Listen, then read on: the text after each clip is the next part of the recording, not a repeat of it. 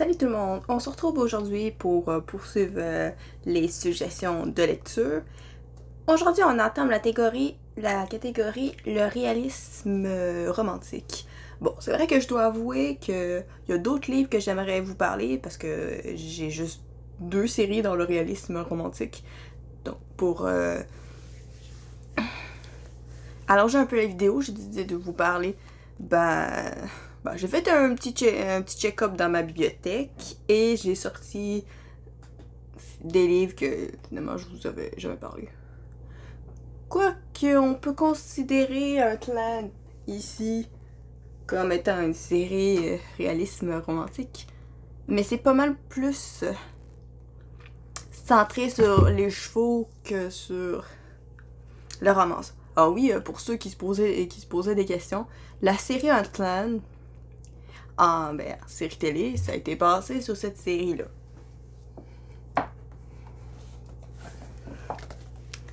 C'est ça. Bon, au lieu de s'appeler Amy, elle s'appelle Laura. Donc, il y a des choses qui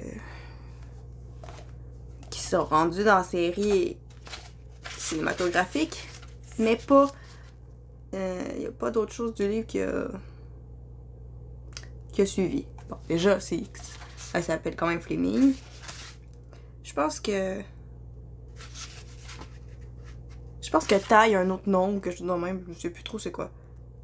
Bon, sinon, Clan, tu me connaissais pas mal. C'est quoi? C'est une jeune fille qui essaie de se remettre de la mort de sa mère avec les chevaux et on se rend compte qu'elle a un don avec les chevaux, genre qui est capable de les comprendre. C'est pour ça que les gens disent qu'elle murmure aux chevaux, mais en fait c'est pas vrai, c'est une espèce d'un mythe. En fait, la série cinématographique est bonne. Je vous la recommande.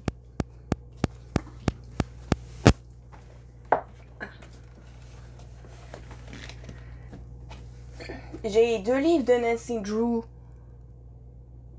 D'un côté, il y a les détectives du temps ici.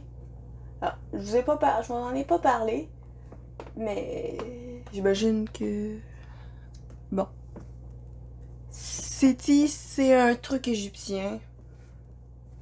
Oui, c'est vrai, j'ai des quasiment tout dans ma bibliothèque, mais j'ai pas assez aimé ça pour vous en parler. Quoique la romance était intéressante. Ah, ouais, ça, j'avoue, c'est du réalisme, mais c'est vraiment des romans pour jeunes enfants. C'est des animaux.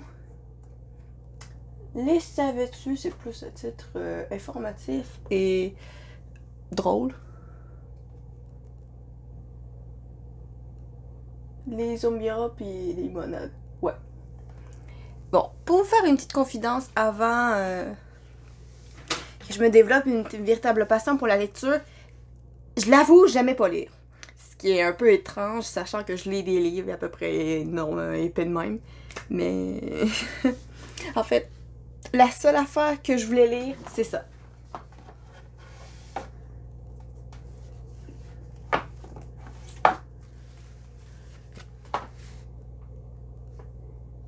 La seule affaire que j'acceptais de lire, c'était des limonades de Richard Petit. Richard Petit. Au moins, j'étais dans le québécois. Parce que ça, c'est... Bon, ça paraît pas, mais c'est écrit par un Québécois. Donc voilà. Ça fait un temps, quand je suis allée au secondaire, j'ai commencé la lecture de livres qui étaient adaptés en film. Après ça, ça a suivi.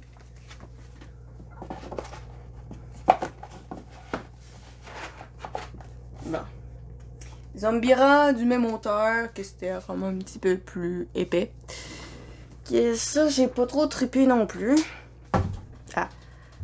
Bon, maintenant que c'était trop terminé, je vais pouvoir commencer la vidéo, quoi. Vous parler des deux séries, 2 livres de réalisme romantique. C'est...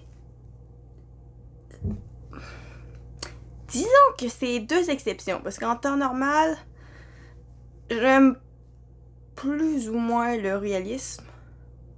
Quoique si c'est réalisme historique, là, ça va plus me plaire. Comme par exemple, Bridgerton. J'ai écouté ça sur Netflix et j'avais quand même aimé ça parce qu'il y avait le côté historique, genre. Je découvrais cette tradition d'envoyer ses filles bonnes à marier pour le truc des débutants, quelque chose de même. Ça, j'avoue, j'ai bien aimé ça. Et... Ben ouais, j'avoue, s'il y a une romance, alors c'est sûr que ça va m'intéresser un peu plus que si c'était juste un livre. Ouais, ça dépend vraiment. Sinon, je vais commencer par celui-là.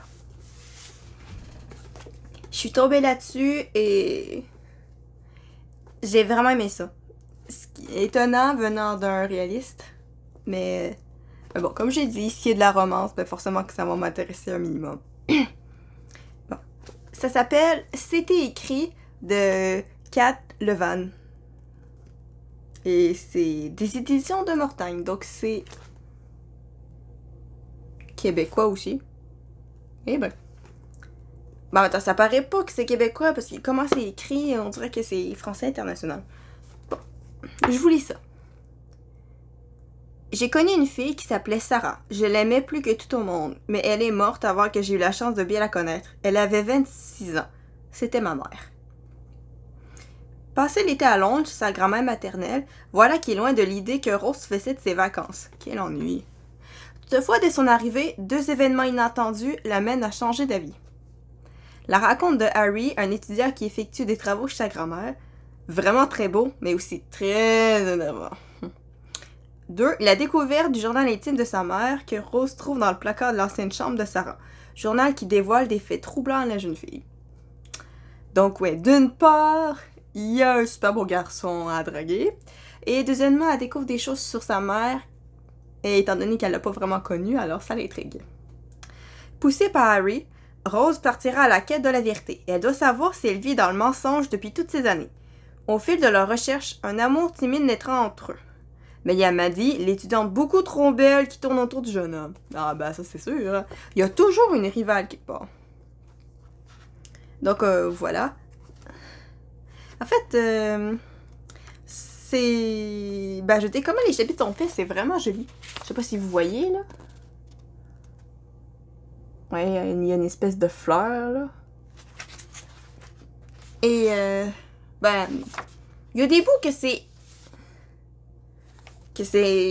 Il raconte, puis il y a aussi... il nous donne des passages de journal de sa mère. En tout cas, j'ai bien aimé. C'était une belle petite lecture réaliste, romantique, que je recommande. Ben, à tous ceux qui aiment ça, là. Ben, déjà, regardez-moi la page couverture. Elle est vraiment jolie. Donc, c'est ça pour C'était écrit. On passe maintenant au deuxième et dernier livre de la catégorie réalisme romantique. En fait, c'est pas vraiment un livre, c'est plus... Je dirais que c'est pour jeunes... peut-être ados. Je vais vous sortir le premier, ça va aller mieux. Donc, ça a l'air de ça. Ça s'appelle Biblioromance. C'est... pour ados, mais... c'est toujours... ça remonte toujours le moral de leur biblioromance. C'est... Elle fait de la bonne job, en fait. Parce que... bah, l'auteur, c'est qui écrit ça? Émilie Rivard. Ok... Ah. J'ai confirmation juste ici que c'est créé au Québec. Donc, c'est une Québécoise qui écrit ça. Mais encore là, je suis dans l'optique québécois. Bon. Je vous lis le résumé du premier pour vous montrer un peu c'est quoi la sauce. Parce que c'est relativement semblable. Il y a un personnage, il y a il y a un gars et une fille. Et il va y avoir quelque chose qui va qui a un lien qu'ils ont en commun. Et c'est comme ça qu'ils développent leur romance. Ça, c'est le premier. J'avoue, j'ai bien aimé le premier. Mais j'ai une petite préférence pour le deuxième. Que ça a pris du temps avant que j'aille. Il y en a qu'on m'a acheté 9. Il y en a 2 qu'on m'a acheté 9. Et les 3 autres, je les ai pognés usagés. Ou peut-être que le 2 aussi, je les ai pognés neufs. Bon, ça c'est pas. Bon, on commence avec Amour, trapèze et jonglerie. Depuis toujours, je passe inaperçue. Flore, la caméléone, voilà qui je suis. Mais cet été, au camp du cirque, j'ai bien l'intention que les choses changent, malgré tous les défis qui m'attendent. Qui sait, peut-être que le beau Raphaël verra enfin que j'existe. Donc voilà, comme je disais, c'est une fille et un gars. C'est toujours une fille. Mais évidemment, c'est des romans pour filles, on s'entend-tu que le personnage principal, c'est tout le temps une fille. Et ben, le lien qui les relie, c'est le camp de cirque. Donc les deux vont se retrouver au même camp et on explore un peu comment on va faire pour attirer son attention. D'ailleurs, on le voit juste ici. Ouais, et sa veste verte a une importance pour l'histoire. Mais ça, il faut le lire. Sinon, même si vous êtes adulte et vous dites « Ah, ça a l'air un peu trop jeune pour moi », sous-estimez pas l'âge. Regardez-moi, je peux lire des livres pour enfants. L'important, c'est que l'histoire me plaît. Jugez pas une histoire à son âge. Bon, oui, c'est sûr qu'à un moment donné, tu peux regarder un film ou lire un livre et si tu trouves que l'histoire est un petit peu trop jeune pour toi, là, tu peux décider de dire « Ok, ça, c'est vraiment pour enfants, j'ai passé l'âge. » Je m'inspire d'un fait vécu, en fait. Quand j'étais plus jeune, je sais pas si vous connaissez le film Le chat dans le chapeau, mais quand j'étais jeune, je tripais sur ce film-là. Bon, il y avait aussi Nos voisins et les hommes, mais mon exemple se concentre sur Le chat dans le chapeau. J'adorais ce film. J'adorais littéralement ce film, je voulais tout le temps le regarder. Mais le problème, c'est que, pendant toute mon adolescence, je l'ai pas regardé une seule fois. Et je l'avais quasiment oublié. Mais quand j'ai acheté une fois le DVD, je sais plus quand, mais j'ai acheté le DVD et j'ai décidé de le regarder. Je m'étais rendue juste avant qu'il ouvre le coffre et je trouvais que je m'ennuyais. Et c'était triste parce que j'avais souvenir que j'adorais ce film quand j'étais plus jeune. Pourtant, j'étais incapable de finir. Parce que maintenant que j'étais plus vieille, je sais pas, vous comprenez? Ouais.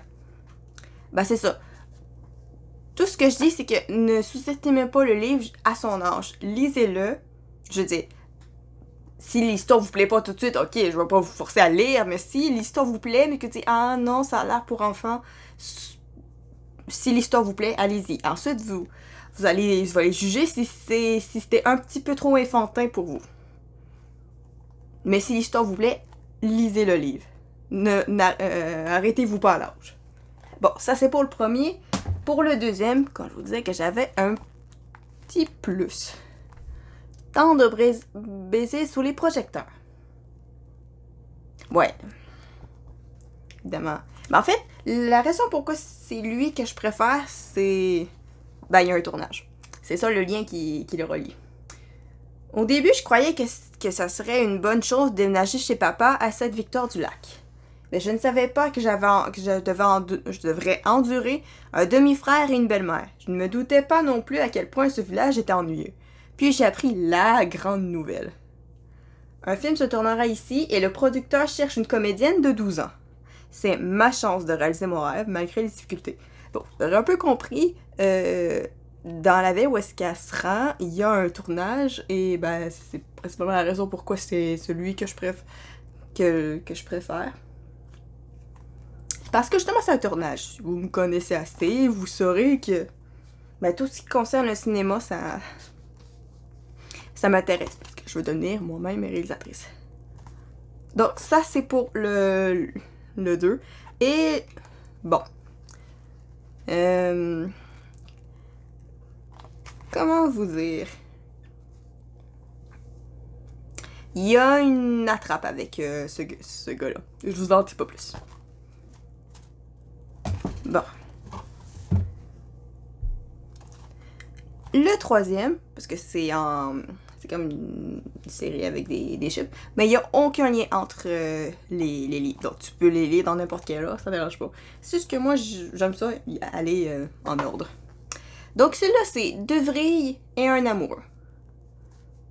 Lui était pas pire, mais c'était pas dans mes préférés.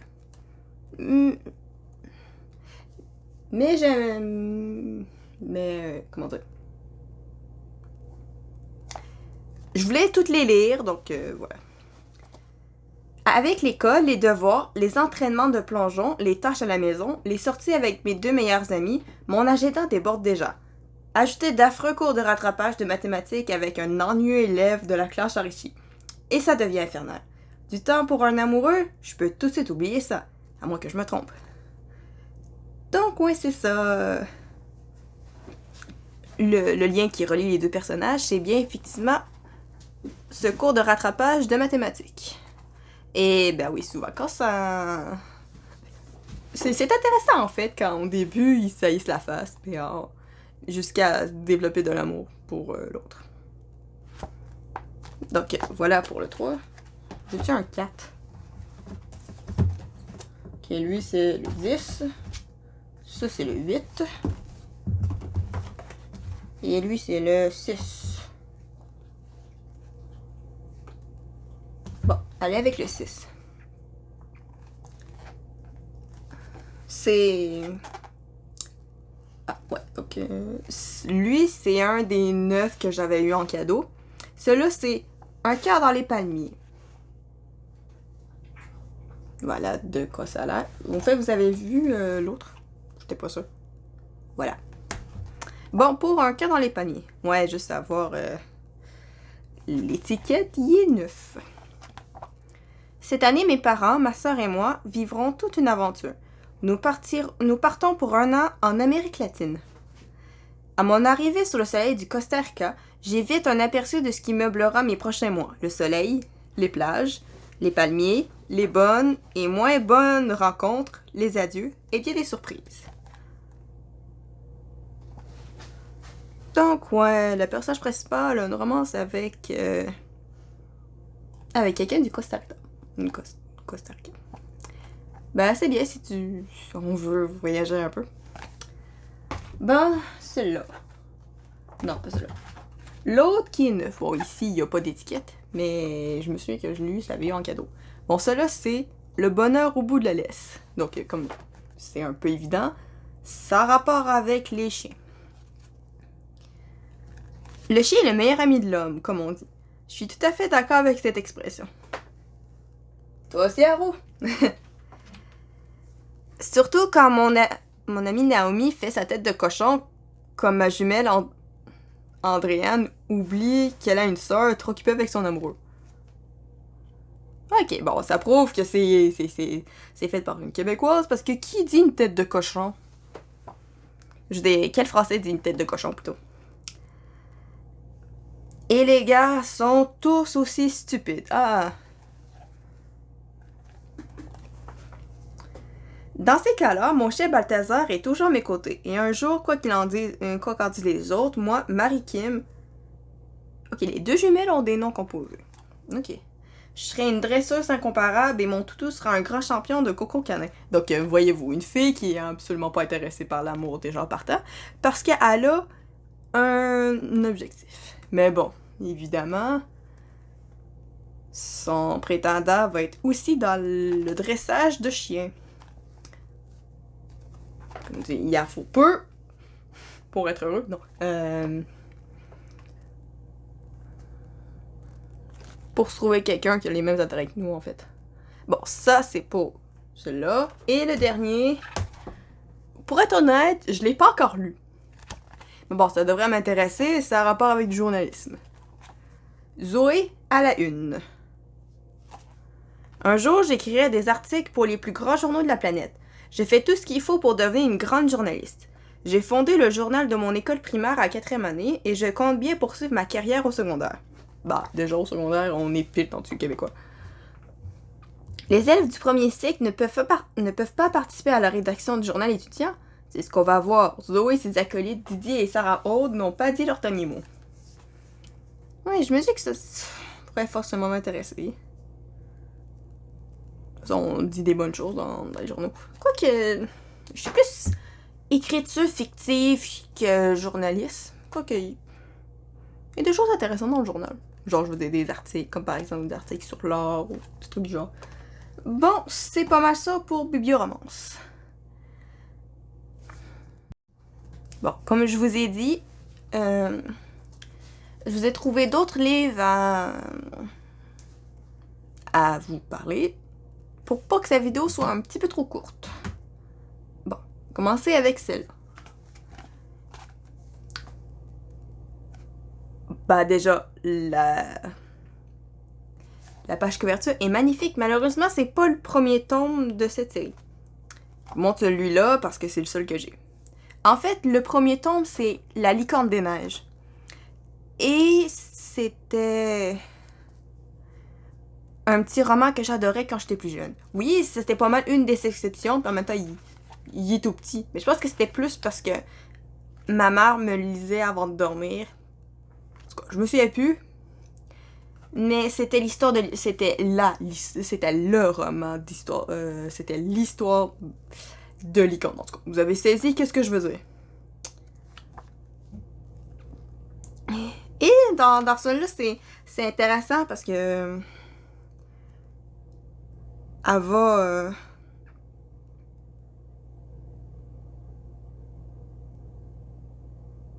je pensais qu'elle allait aller à...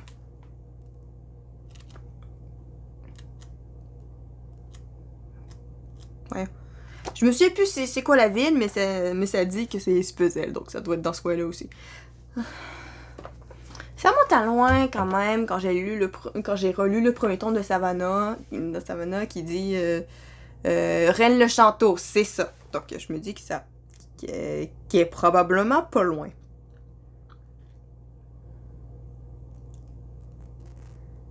Donc évidemment dans cette série, on découvre la licorne des neiges au début et on parle aussi des fées. Bon, c'est pas un spoil, le titre c'est littéralement les fées d'Espezel, donc...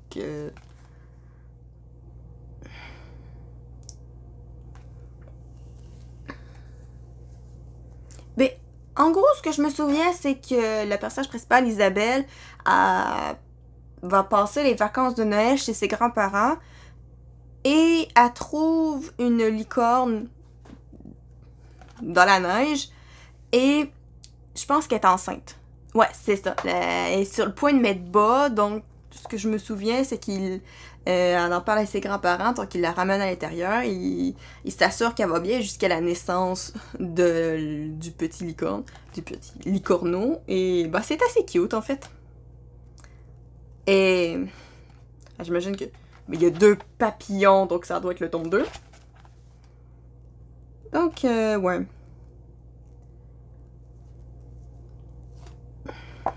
Je vous recommande cette série juste pour la beauté évidemment du côté historique dans l'histoire, mais aussi juste tenter de retrouver son âme d'enfant ou quelque chose de même. Bah ça, c'est justement... C'est un livre jeunesse, oui, mais comme je dis, décidez pas de pas le lire parce que c'est jeunesse. Mais... Comme je vous disais, seulement si l'histoire vous intéresse, foncez. Posez-vous pas de questions si c'est pour enfants ou non. Donc, voilà pour les fées d'Espezel. Bon. Ok, je t'envoie que celui-là, il est réaliste. Réaliste québécois. C'est La vie compliquée de Léa Olivier. J'imagine que vous en avez entendu parler. De toute façon, il y a une série télé qui vient de sortir. J'imagine la saison 2 va arriver bientôt. Et il y a aussi une BD. Parce que je l'ai, la BD.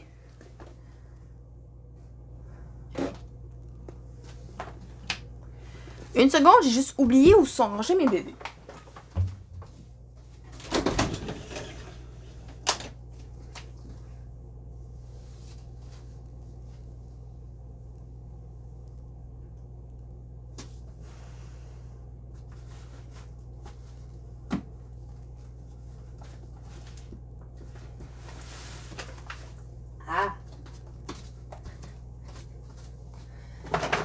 La voilà, la BD. Ouais, pour la petite explication, on a un petit peu changé ma chambre, donc c'est pour ça que mes BD se retrouvent là. Je sais pas si vous avez vu, mais bon, dans mon garde-robe. Bon, ça c'est, comme je vous ai montré, la BD. Ils ont actuellement des beaux dessins. Ah, ça encore, le magasin. Bizarre. Bon, ça c'est pour la BD. Sinon, pour l'histoire en tant que telle, c'est... L'existence de Léa Olivier est chamboulée lorsque ses parents lui annoncent qu'elle devra quitter son village natal pour s'installer avec eux et son grand frère Félix à Montréal. Déjà, un gros déménagement.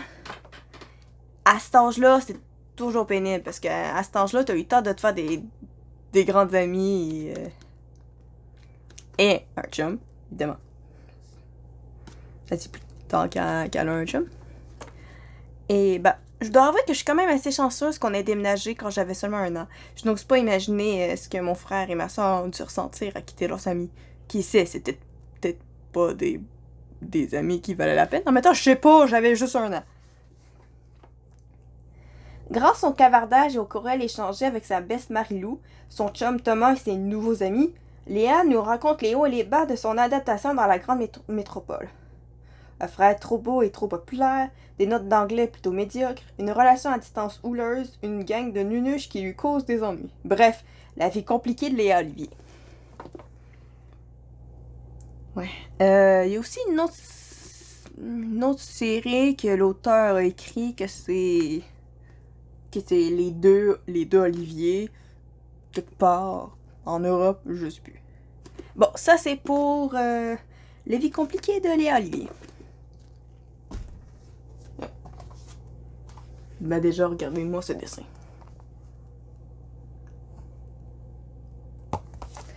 Bon, c'est pour ça.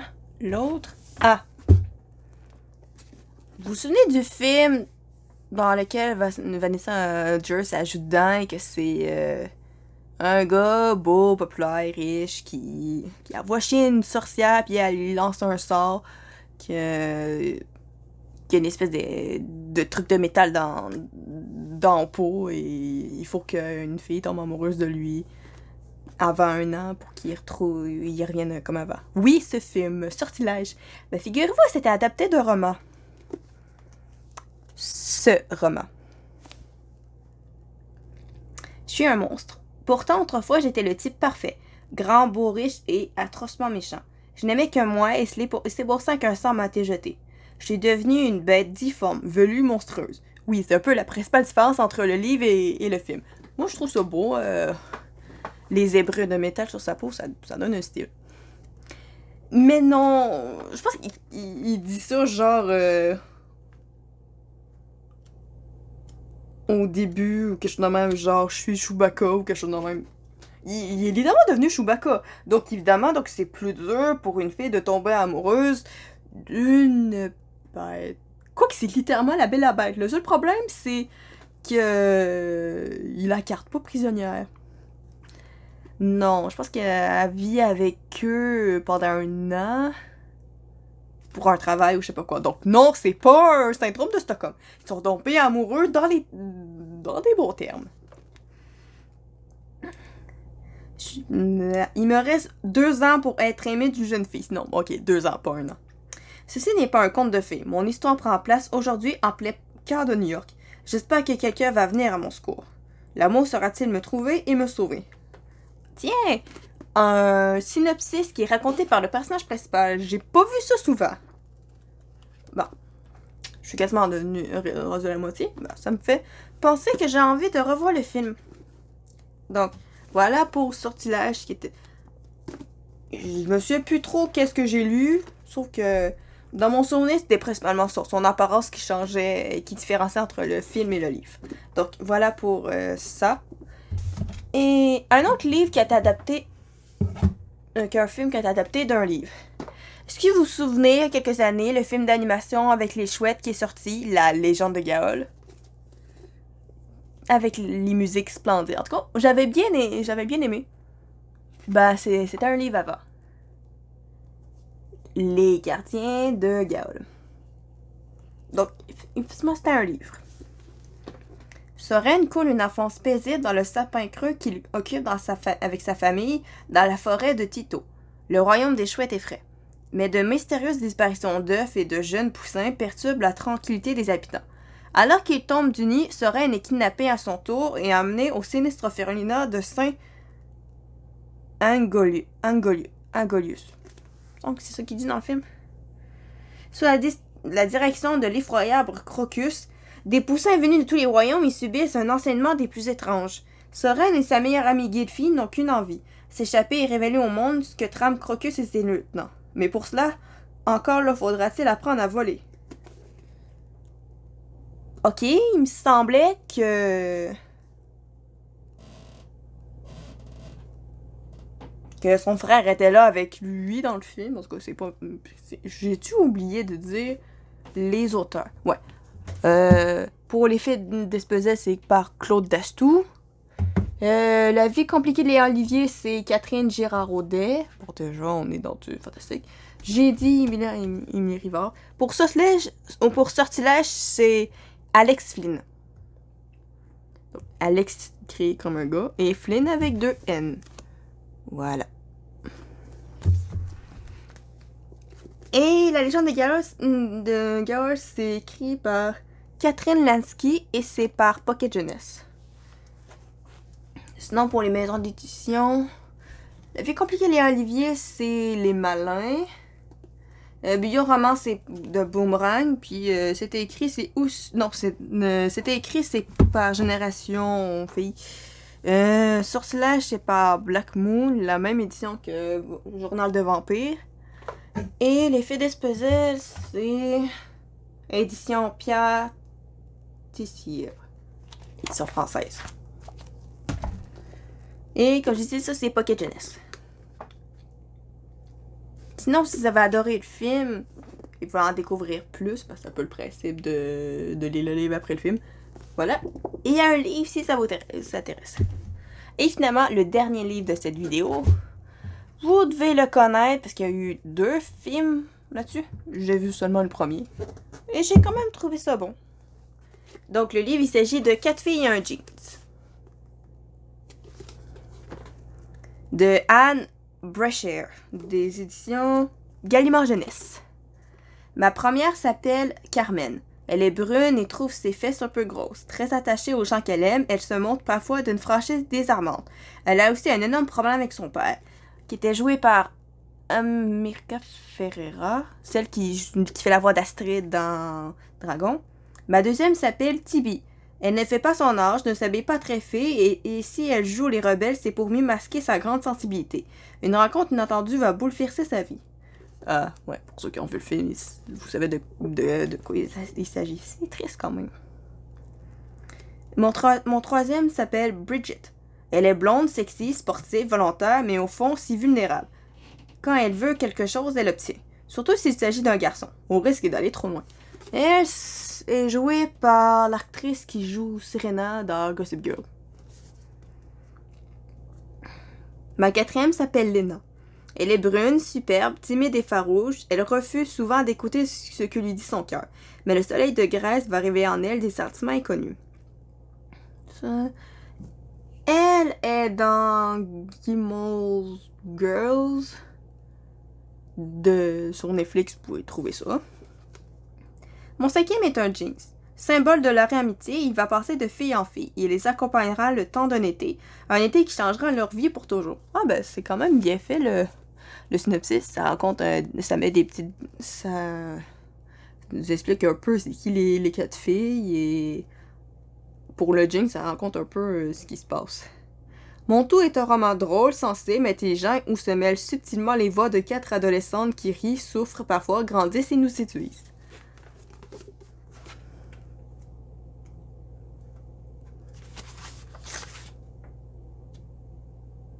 Ok, apparemment à chaque section, il y a une citation.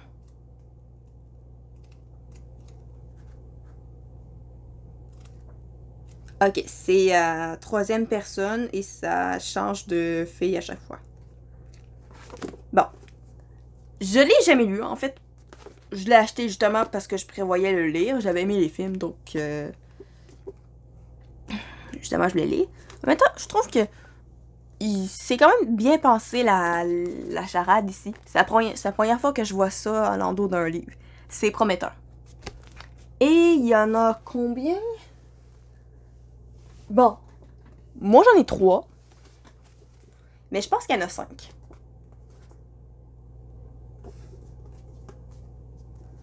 Ah, et qu'est-ce qui est intéressant aussi avec ce jean, c'est que, ben, comme on voit dans le film, les filles ont pas toutes la même taille. Mais étonnamment, le jean fait à tout le monde, même à Carmen. Donc, si vous avez aimé le film, foncez à aller le lire. D'ailleurs, il faudrait que je suive mon propre conseil. C'est pas mal ça. Ce qui conclut cette vidéo. On se retrouve la prochaine fois pour parler des mangas et de la BD mystère que... Quoi qu'il y a effectivement peut-être d'autres BD qui seraient intéressantes de mentionner. Mais bon, cette BD-là, c'est quand même ma BD coup de cœur. Coup de cœur. Donc, on se voit la prochaine fois pour en parler. Salut! Espérant que vous avez apprécié, je vous invite à laisser un commentaire, à liker la vidéo et abonnez-vous. C'était John Aria et compagnie et je vous souhaite une bonne journée.